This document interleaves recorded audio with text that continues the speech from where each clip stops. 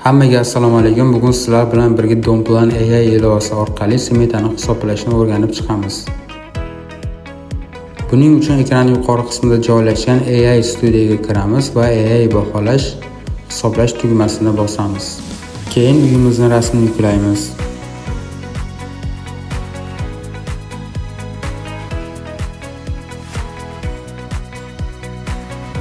Rasm yuklangandan so'ng o'lchamlarni kiritamiz.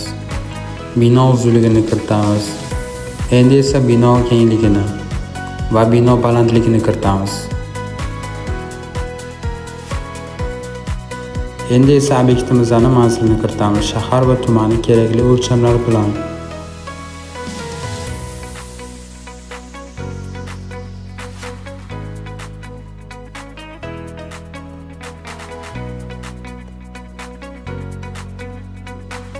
Va arxitektura usulini tanlaymiz.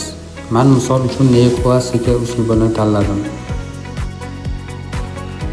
Ko'rishingiz mumkin, Domplan AI bir necha soniyada menga natijani chiqarib berdi. Va ushbu natijani PDF variantida ko'rib yuklashingiz ham mumkin. E'tiboringiz uchun rahmat.